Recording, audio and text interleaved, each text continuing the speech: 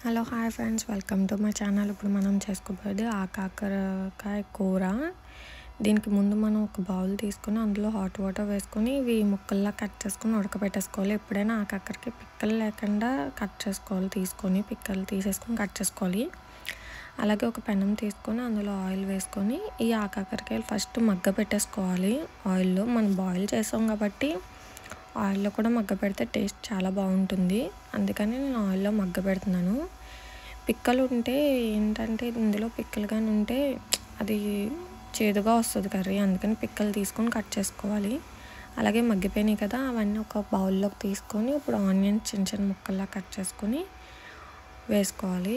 పెనంలో ఉప్పు కూడా వేసుకొని మగ్గ పెట్టేసుకోవాలి ఉల్లిపాయలని బాగా.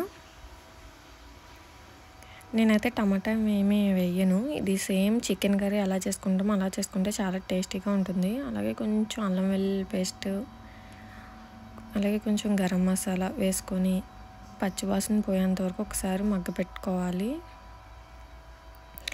ఏంటంటే మనకి ఆకాకరకాయ కూడా అది వెజ్జే కానీ కొంచెం చికెన్ కర్రీ టేస్టే వస్తుంది. మనం మసాలా పెట్టి వండుకుంటే చాలా బాగుంటుంది ఈ కర్రీ.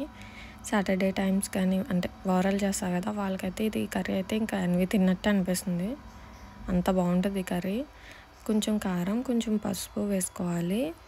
వేసుకొని ఈ కాకరకాయలన్నీ వేసేసుకోవాలి అందులో. ఇవన్నీ వేసుకున్న తర్వాత ఒకసారి మిక్స్ చేయాలి. మొత్తం కారం, పసుపు, కాకరకాయ ముక్కలు వేసాం కాబట్టి ఇవన్నీ మిక్స్ చేసుకోవాలి. మిక్స్ చేసుకొని ఒక 3 minutes మగ్గ పెట్టుకుంటే చాలు. ఎందుకంటే ఈ కారం, పసుపు, ఉప్పు అన్నీ బాగా పడతాయి. మగ్గ పెట్టుకున్న తర్వాత కొంచెం వాటర్ వేసుకోవాలి. అంతే, ఎక్కువ వాటర్ వేసుకోవాల్సిన అవసరం లేదు. ఎందుకంటే మనం ఆల్రెడీ బాయిల్ చేసి మగ్గ పెట్టేసాం.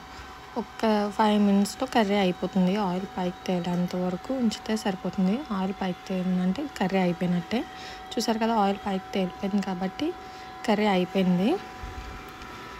ఈ కర్రీ అయితే చాలా బాగుంటుంది. ఎవరైనా వెజ్ టైంలో మీ ఇంటికి కానీ చుట్టాలు వస్తే ఈ కర్రీ చేసి పెట్టండి, చాలా బాగుంటుంది. Thanks for watching.